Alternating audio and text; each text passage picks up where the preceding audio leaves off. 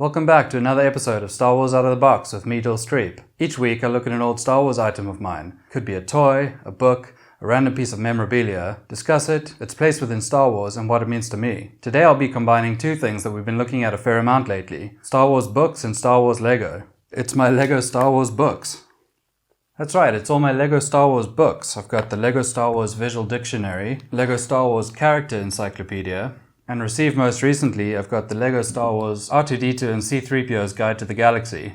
But just before I get into these, you may be wondering where the eponymous box from Star Wars Out of the Box has gone. Well, you'll be happy to know that it's tucked safely at my feet under the table, keeping all my Star Wars treasures safe. And don't forget, you can always go back to previous episodes to see if there's an item of mine that you'd like to see reviewed. But for now, let's get into these books. I think I'll start with the Visual Dictionary. I'm not going to go through it all, but I will be flipping through. Slave 1. That really dates this book. Let's see. Yep, we're in 2012, before the Slave 1 changed its name officially to the Firespray gunship. There's quite a lot in here. Let's just see. Oh, this is cool. It's like a timeline of all the various Lego Star Wars, up until I guess 2012. All the way back to 99 with the Phantom Menace sets. Let's see what I've got from here. So other Death Star. Ah, there's my Lego Death Star. In fact, I've done a review of this set. If you want to see it, click on the iCard in the corner. So, same goes for this ATST. I actually rebuilt this one very recently. And that might be all the sets I have from this timeline. I see they've got a Tantive 4, but the box art looks very different. Movie Saga. Little Jake Lloyd there, looking over at Padme going, "Are you an angel?" Remember when Star Wars faces were all yellow? Obi-Wan. Nice little detail of the Padawan braid there. I love these hyperdrive booster rings. Would have been cool to build, I'm sure. Of course, we just saw a massive one of these in live action in the Ahsoka series. I feel like Yoda might have been the first minifig ever to use these shortened legs. Obviously now there's loads of them. Ah, the myth, the legend that is Jedi Bob. Need I say more? Sith Apprentice, Pod Racing, those would have been good sets as well. So here's a young Boba Fett and his father, just a man trying to find his way in the universe. Also with the small legs. General Grievous. You're shorter than I expected. Strangely enough, I actually have this minifigure loose. If you think back to my LEGO Millennium Falcon review, you'll remember that the guy I bought it from basically lied about having its stickers when it actually didn't. So as some sort of penance, he just included a bunch of loose minifigs and half a Hoth set. Very strange. Alright, let's skip through some of these prequel droid sets. Some Wookiees. The Sandcrawler. See, I always liked this Sandcrawler set. A friend of mine had it growing up. It was lots of fun to be had with building various droids and learning a bit more about them as we went. And the classic, the Millennium Falcon. First version. We've come a long way since that UFO-style dome top. I think this is... no. I thought this might be the version I have, but the satellite looks very different. I think this is the UCS. 2007 UCS Millennium Falcon. So much more detailed. What was I thinking? There we go. Here's my Death Star. A lot of people didn't like this design where you could see inside and have all the characters play out various scenes in mini dioramas. I really enjoyed it, and I think it works very well as a display piece. There's a good AT-AT Walker. Not quite UCS, as that only came out in the last few years. Skip through a bit. Lando and the Cloud Car. Good grief. Definitely one of the lamest ships in Star Wars, and apparently one of the lamest in Lego too. Although I do like that it comes with Lobot. I don't know about this Jabba. I like the fact that they've made a special mold and that his scale is obviously very imposing to the other characters. But could they really not have given him a bit of paint just to distinguish his features? I mean, even Bib Fortuna has colour in his face. Another wonderful set, Jabba's sail barge. And fun to just fling Boba Fett against the side of the sail barge and have him tumble down into the Sarlacc pit. Also has a cool little R2-D2 serving drinks. Now we're in the Clone Wars. Yes, this is when they decided to make the characters look more like the cartoon. Very interesting. These big eyes with multicolored iris and pupils. I feel like Ahsoka should have had smaller legs. I'm sure she was pretty young during the Clone Wars, but I could be wrong. Let me know if you have any insights in the comments down below. The Republic Attack Gunship. This one came out in recent years as a UCS set. Specialist sets. These are kind of like what they release with the advent calendars nowadays. In fact, I've just seen one that I have, but I haven't reviewed it on the channel yet, so I'm going to refrain from pointing it out. You'll just have to wait and see. These I've never really enjoyed. These full-size character builds. Maybe it's just me, but a Jango Fett with hollow Technic legs isn't really a good look. Again, they've also come a long way since then, but I still don't think I would go for them. Right, and then just a little bit about the people making these sets. Designers, a section on merch. Oh, and it ends on one of the sets that I have. So that's Star Wars, the Visual Dictionary. Time for the next book. It's the LEGO Star Wars Character Encyclopedia. Right, if we open this up, looks a lot more intricate. Wow, is this going in order of how we see them chronologically? Qui-Gon and Obi-Wan. The images look much better. Ah, a Gungan! The shorter Lego legs don't have a movable hip joint like regular legs. I want to find out if I was right about Yoda's legs when we get there. Oh, wait. Short stuff. The young Anakin minifigure was one of the first to try the shorter legs. One of the first, but not the first. Oh, Gaduato! Bad. Couple of pod races. Come on, Yoda. Talk about his legs. No. Ah! Yes! Yoda was the first LEGO minifigure to have short, unopposable legs.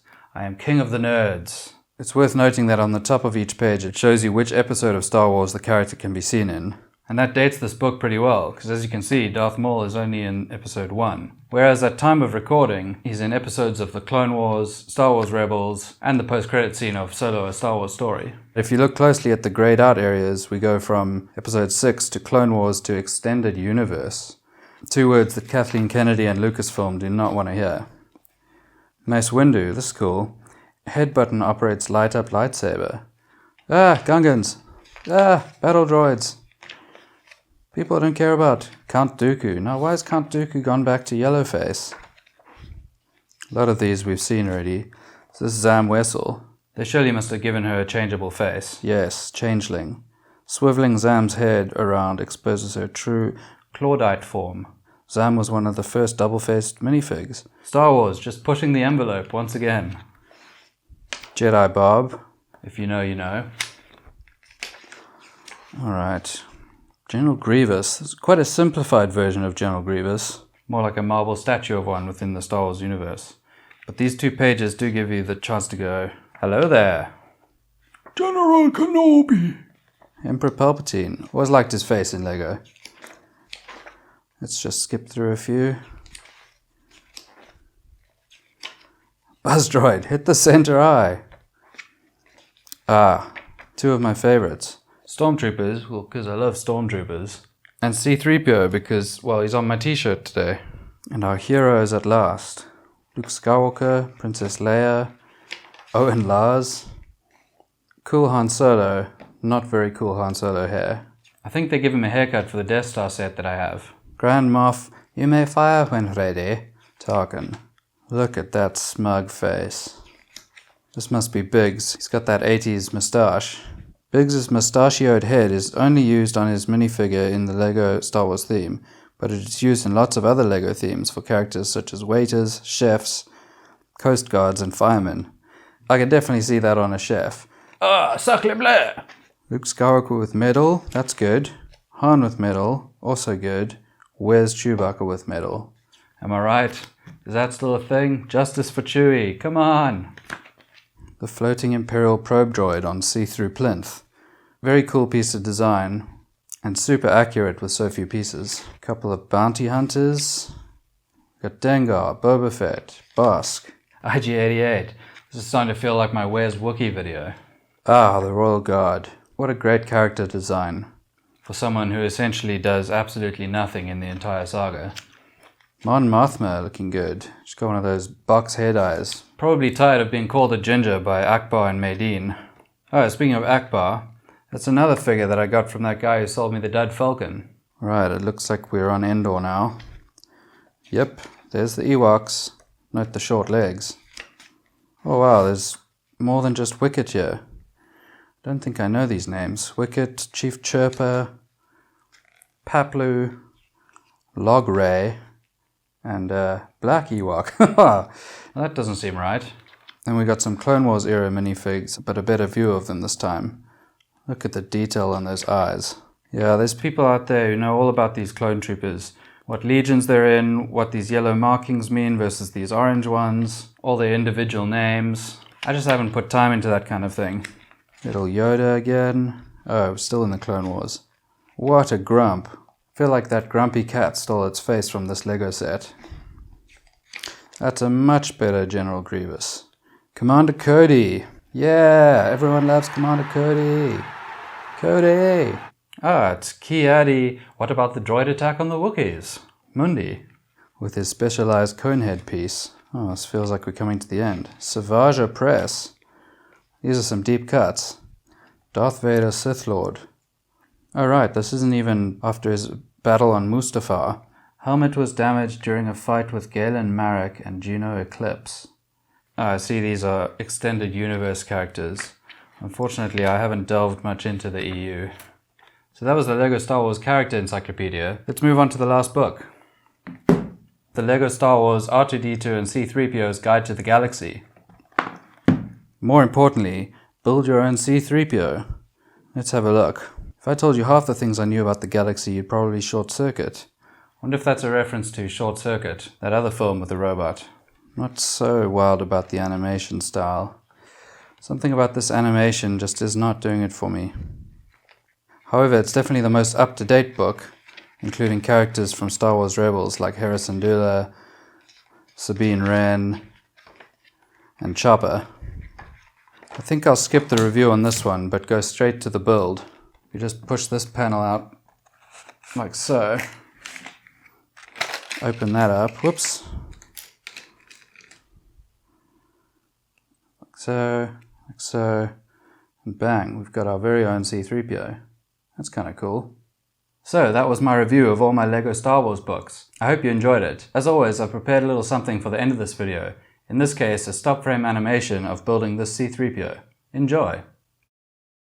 Thank you so much for watching this episode of Star Wars Out of the Box with me, Dul Streep. If you did enjoy it, please give it a look, subscribe, and hit that bell for notifications. Until next time, goodbye! Well, you'll be happy to know that it's tucked safely at my feet. Well, you'll be happy to know that it's tucked safely below the table. Tucked safely at my feet, under the table. I think I'll start with the visual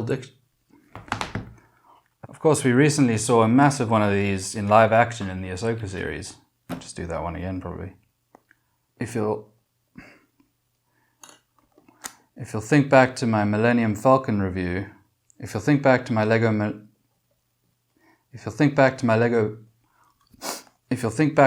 Millennium Falcon review, oh no. So top heavy with all those lightsabers.